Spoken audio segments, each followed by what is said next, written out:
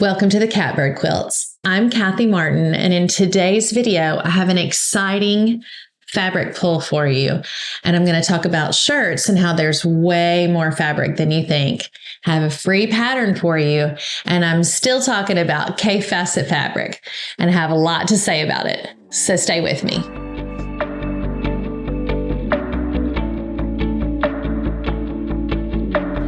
If you're thinking, oh no, not another Kaffe Fassett video, don't change the channel. By the way, I have to stop myself. Do you remember being in the 70s and 80s and a terrible commercial would come on and somebody would yell, change the channel? So anyway, that tells my age. The Kaffe Fassett fabric, I was given 22 fat quarters. The gauntlet was thrown down. I want to see what you can do with Kaffe Fassett fabric, which I love a good challenge. And the result of the first go is behind me, and that's the cool palette of those 22 fat quarters. And so I just kind of went through and picked the ones that spoke to me, and they ended up kind of all in that cool family of colors. So the blues and purples and the bluey greens. And I happened to find shirts that matched them, and that was my solution to that Kaffe Fassett problem.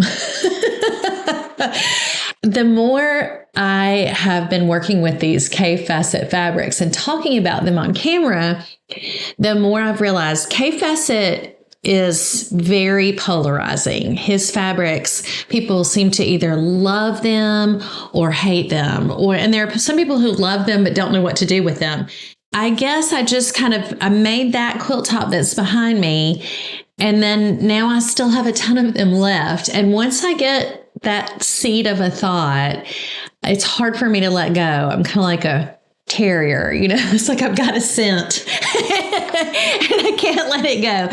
So when I started the original Kaffe Fassett Kaffe Fassett challenge, I had pulled all those blues and greens and purples together, and I had the idea that I wanted to make this quilt that I had seen probably 6 months to a year ago, and it's Modern Blossom by Freebird Quilting. And if you've seen any of her quilts, my goodness, they are gorgeous, just gorgeous.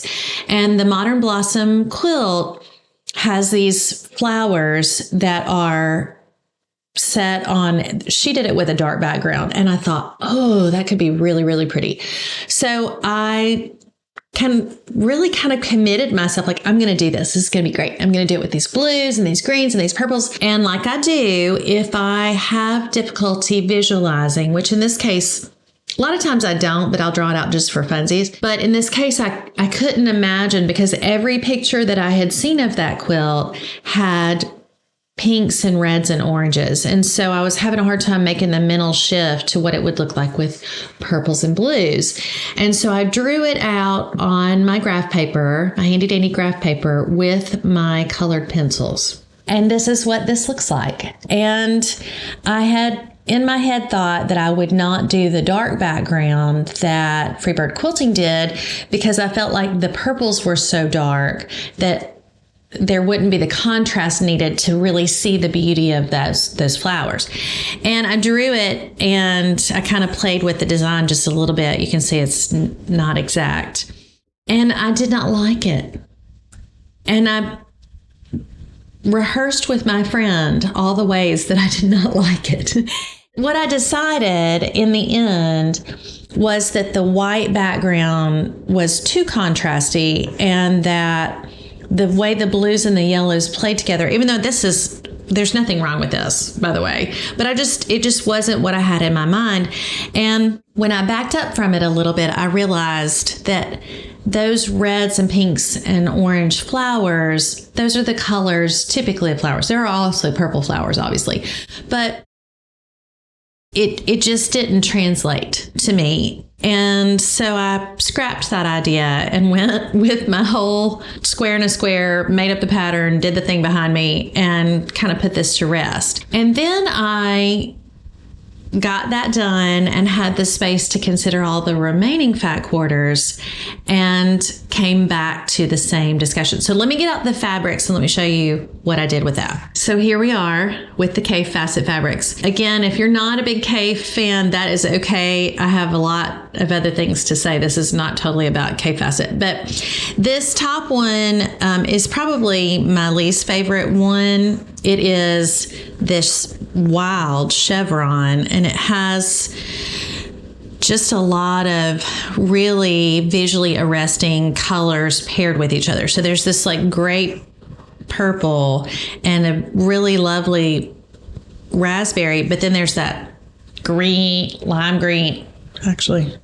Okay, so the green, the shirt that I'm wearing, plus this kind of orange. And to me, it just reminds me of a shirt that Cindy Brady would wear in the Brady Bunch. I think I had this shirt actually and did not care for it. So I nixed that. This one, I loved it. I love it actually, but it has that problem that a lot of Kaffe Fassett fabrics have.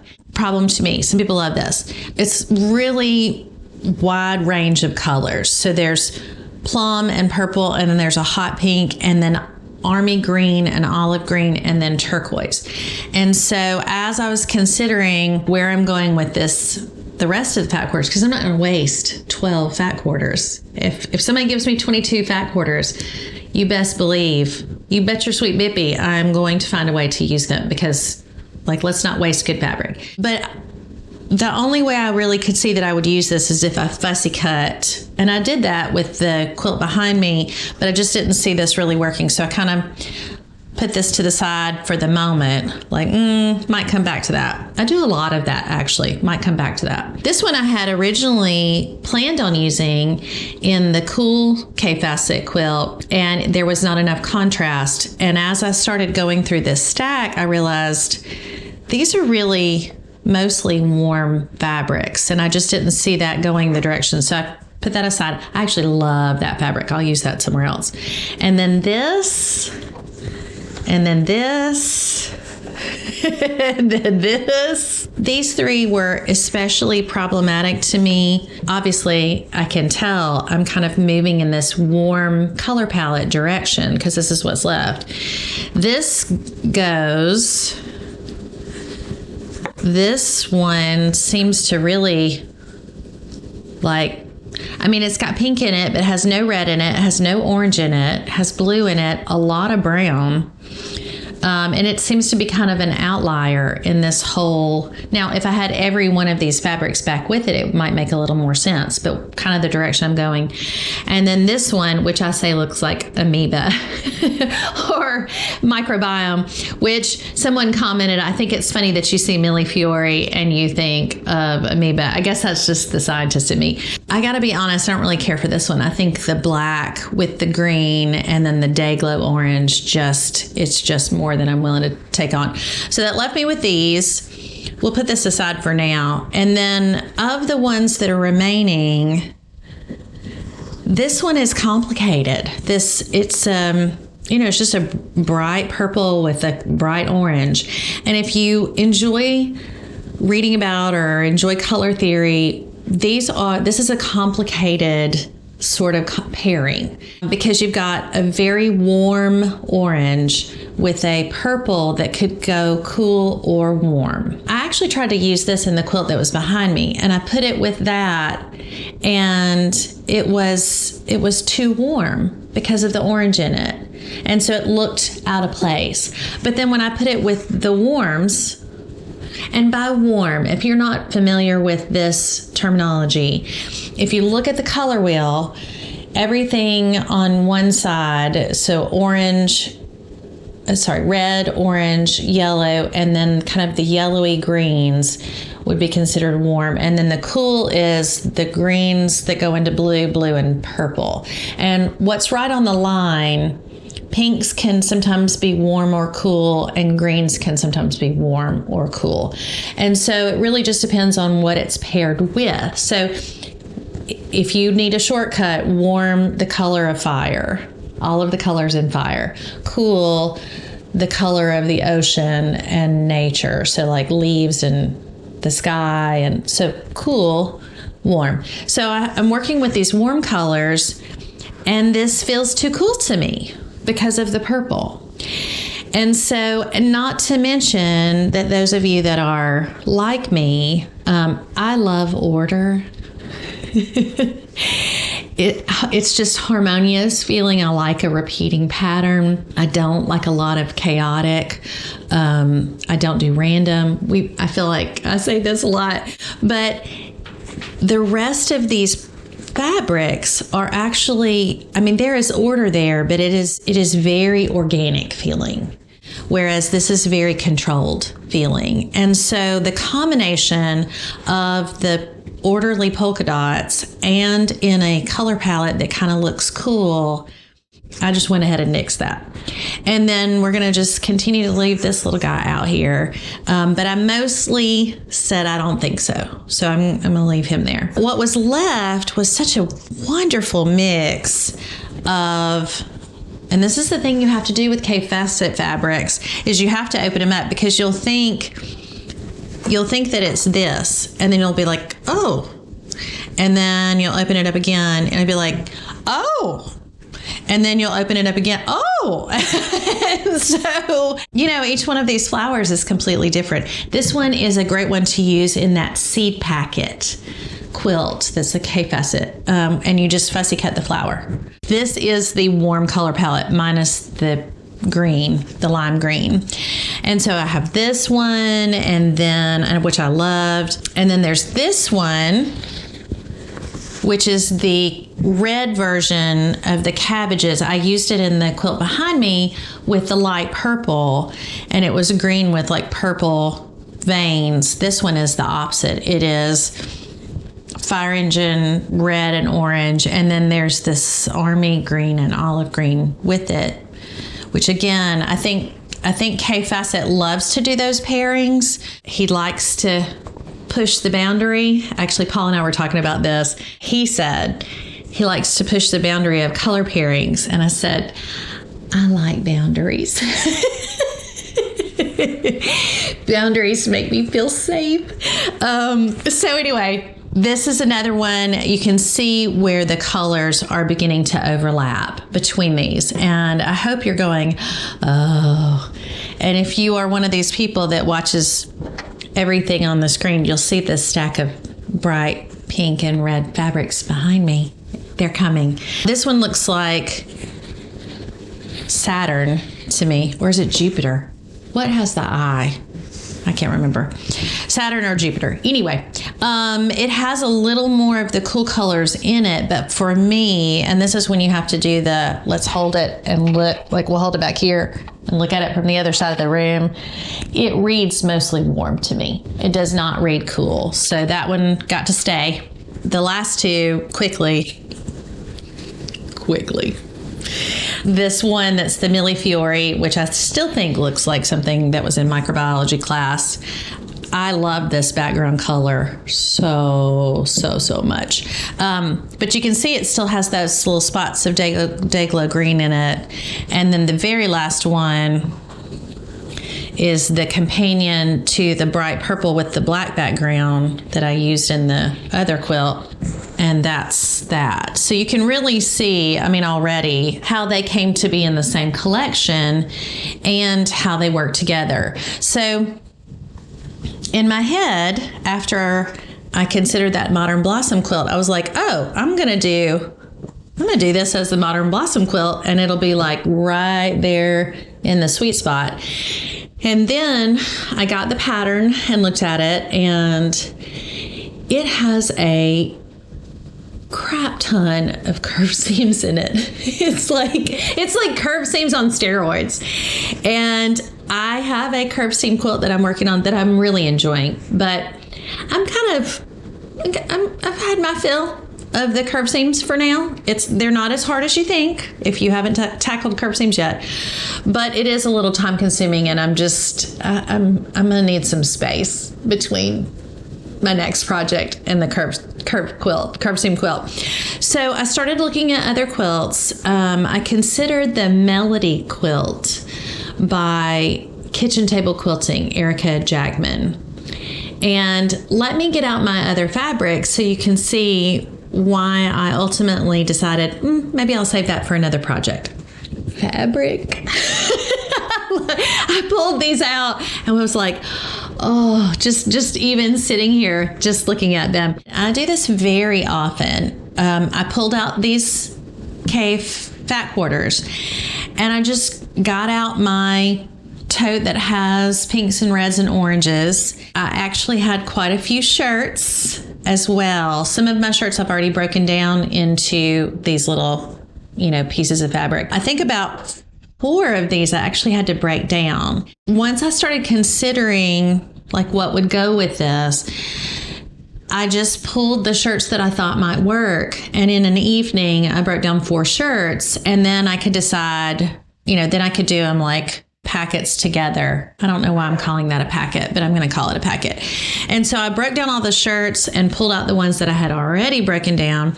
And then there's one that's just yardage in here, and just started kind of pairing them together.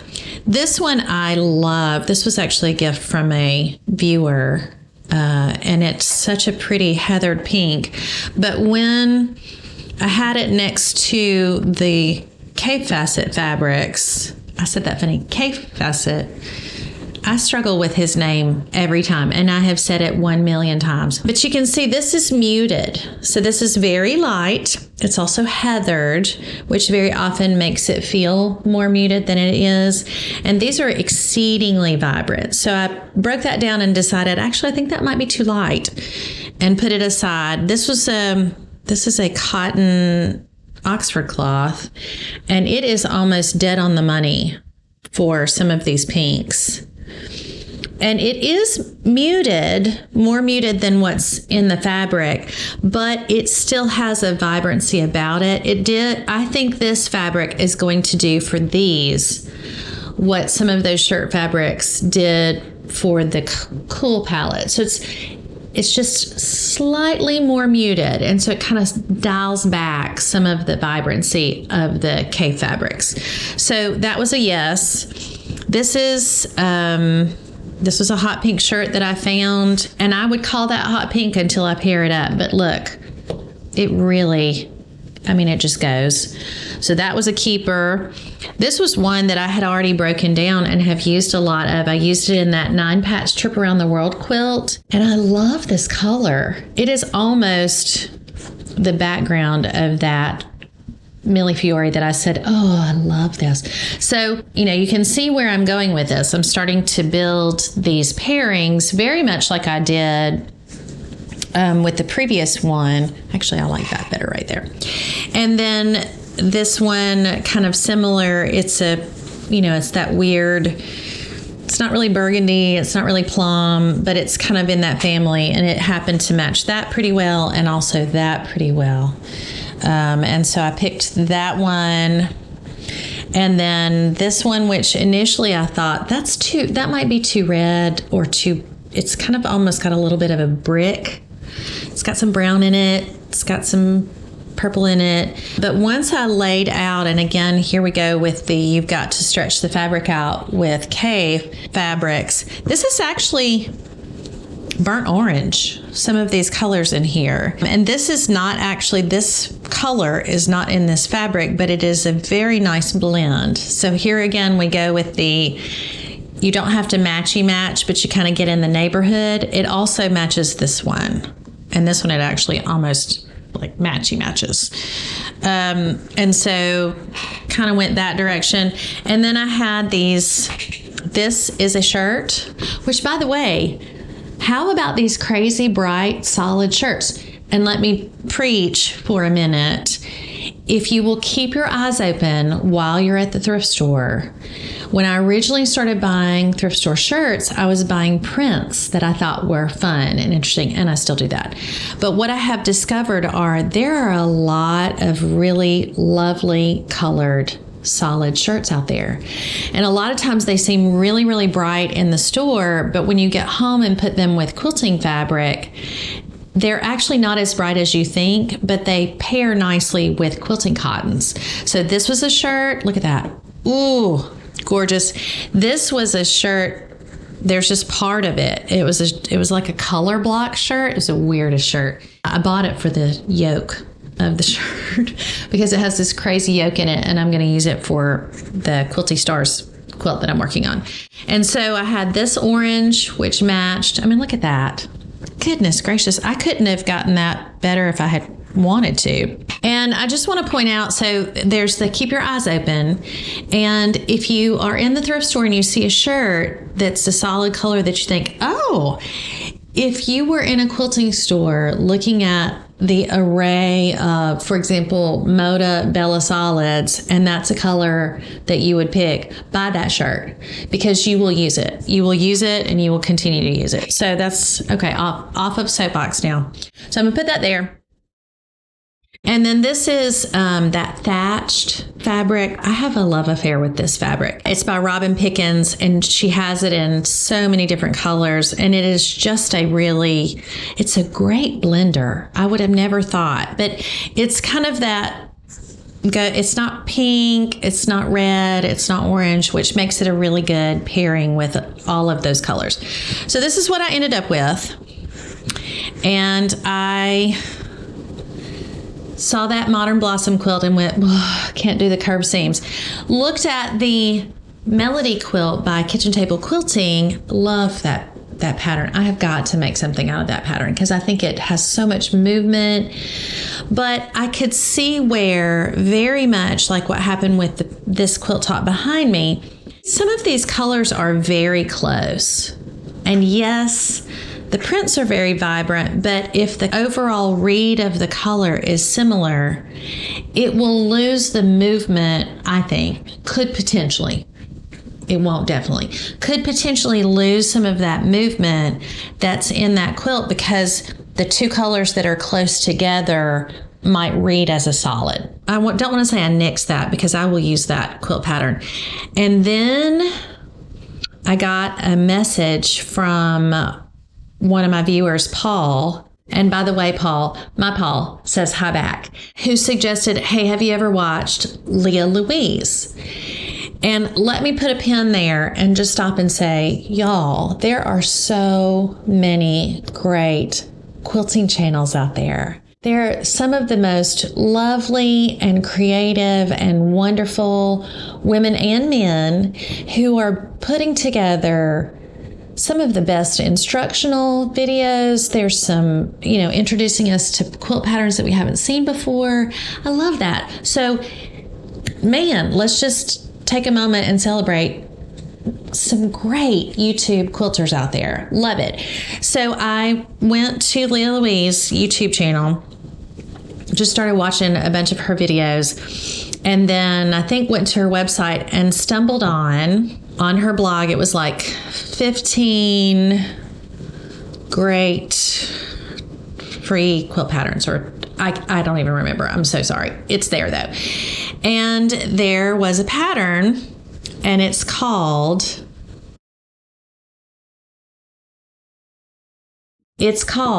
Flying Home Quilt.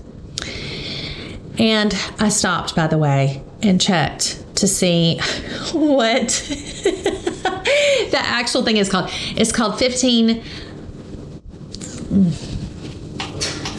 Fabulous Flying Geese Pattern. 15 Fabulous Flying Geese Patterns, because I've never done flying geese before. I haven't been quilting all that long, so I'm just like always trying new stuff. So just was looking through the flying geese patterns and found the Flying Home Quilt. Did I say that wrong again? Flying Home Quilt. It's a free pattern by Moda. We will put links in the description for the Modern Blossom, for Kitchen Table Quilting, the Melody Quilt, for the YouTube for Leah Louise, and for this free quilt pattern. I'll be honest with you, when I saw the Moda version, I didn't love the colorway. Now, if you love it, if you go and love it and go, I don't know why she didn't like that. It's just preference is irrational. But Leah Louise did a 4 at a time flying geese tutorial on her YouTube, and her fabric choices are divine. she did it with a layer cake. And I thought, that's it. And part of what I wanted to do with these Kaffe fabrics, and this is, back full circle back to the Modern Blossom quilt, I want to put white with it. Because a lot of people do black or dark, or you do nothing like I did, which was just another color. And someone commented on the last Kaffe Fassett fabric pull, and they said, oh, I use white all the time. And I thought to myself, well, I don't know how.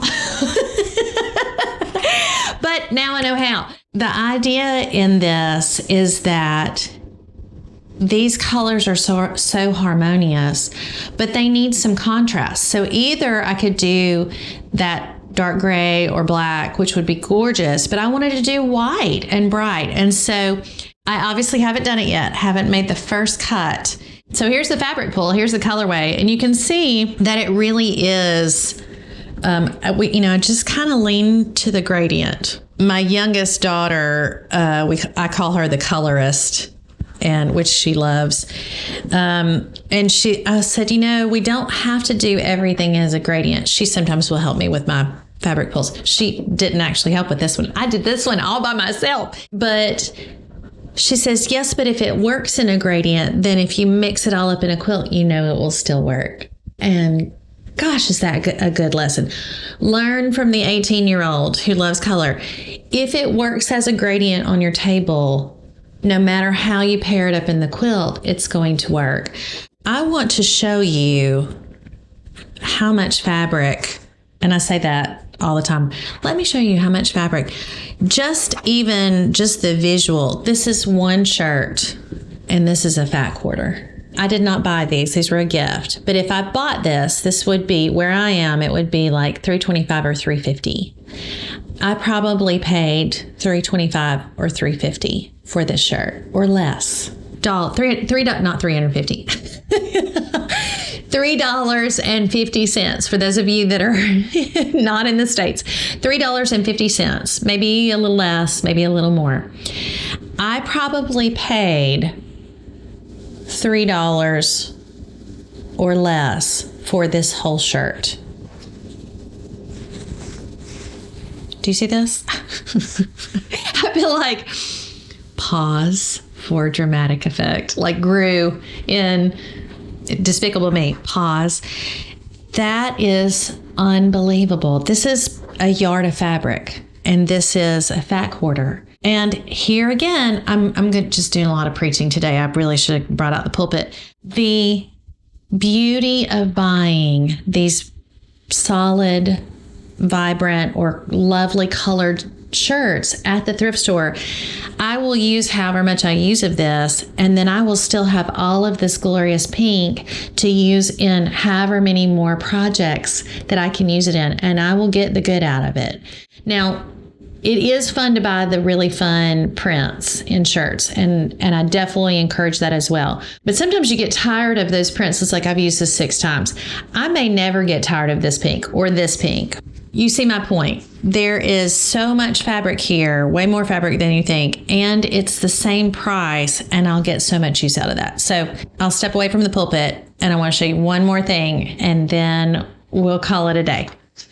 Oh, and thanks, Paul, for the recommendation for Leah Louise. What a wonderful suggestion. I forgot. I have one more thing to say before I put this away.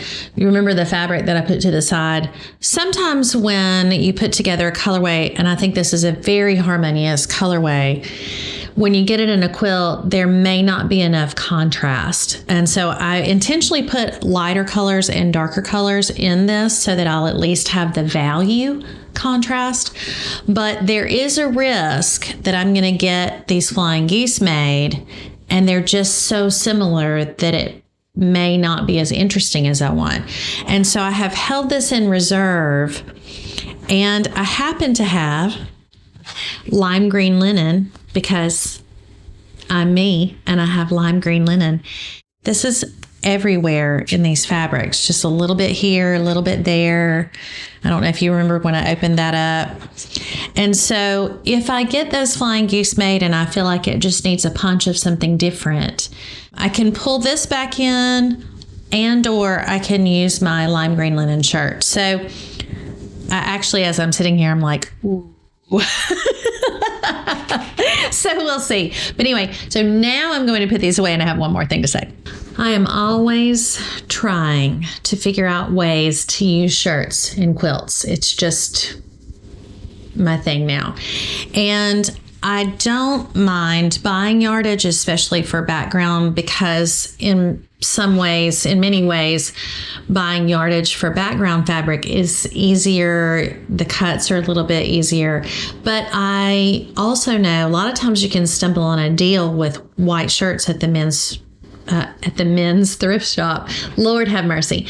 You can stumble on a deal and get like 99-cent shirt or a 50-cent shirt or a $1 shirt. And if you get a bunch of those white shirts, now you have a lot of background fabric. And so I happen to have some of those. And I thought, what if I challenged myself and tried to do the background fabric for this quilt with shirts?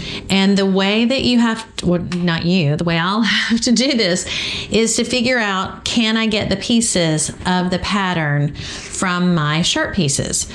And it just so happens that this pattern, again, this is a free pattern, so I'm going to say the dimensions because it is a free pattern.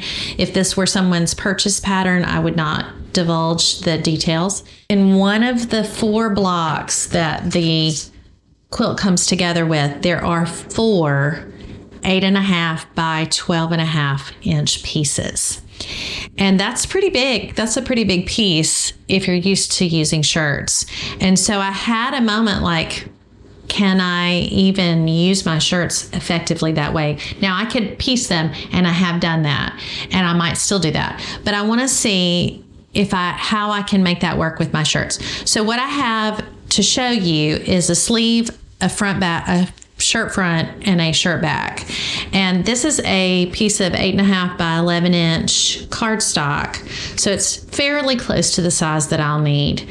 And I'm just going to use it as a template for, can I make this fit? So the pattern calls for 3 yards of background fabric. If a shirt is 3 yards of fabric or close, I really should be able to make my shirts work. But as you know, it's kind of odd shaped pieces. So from a sleeve, I can get at least one of those big pieces. And you can see there's lots of ways to do it. The remaining pieces of the pattern are 5-inch squares. So you can totally see how this would be a 5-inch square. There's probably 2 more 5-inch squares at least. And then this would be, so here or here, could get 5-inch squares out of this. Probably not going to get more than the 8.5 by 12 inch rectangle from a sleeve, but I've got 2 sleeves, so that's 2. Now for the shirt front, and this is what's tricky about shirt fronts. I feel like I need to say that in advance. Besides the fact that I tore a hole in this one, Dad blast it. They are long, but often not very wide unless you get an XL or a double XL. So in this case, this is 8.5 by 11. I need 8.5 by 12.5. So I'm not going to be able to get 2 of these out of this shirt front. I will get 1. So I've got 2 for the sleeves, 2 for the 2 shirt fronts. So with 2 shirt fronts and 2 sleeves, I've got 1 of my 4 blocks. And I still have the whole back of the shirt to go. So let's see how much I can get out of that. All right, so here's my shirt back. Well, and I should probably say spatial relations is not my gift. So that's part of the reason why I have to do this. If you are not someone that happens to have 8.5 by 11 cardstock laying around your house, you can also do it just with a measuring tape. So, you measure the width that you want and then the length that you want. Did you see how I did that? So 8.5 by 12.5. So I can visualize that's where that piece is. This is just so much easier for me, and I'm a visual learner. So that's 1, 2, 3, 4. So with one shirt, I have 2 blocks of the big pieces of that particular pattern. Now, I won't have as much left over from the shirt back because most of it is taken up with these big pieces, but my shirt front and my 2 sleeves will offer a lot of those 5-inch squares. That will tell you, I mean, one shirt is half the quilt in the big pieces. So there are times that I talk about how some quilt patterns are not great for shirts because if they have big pieces, you just can't get the size pieces that you need to, and you have to have so many shirts to be able to do it. In this case, probably not going to need so many shirts to get it done. So 2 shirts will cover the whole quilt, and then that remaining shirt I'll use for the 5-inch squares. So that's it for today. I am so looking forward to working with these colors primarily and seeing it come together. I have no idea when I'll start this thing because, as you know, most of you are probably going, oh no, not another whip, not another new project.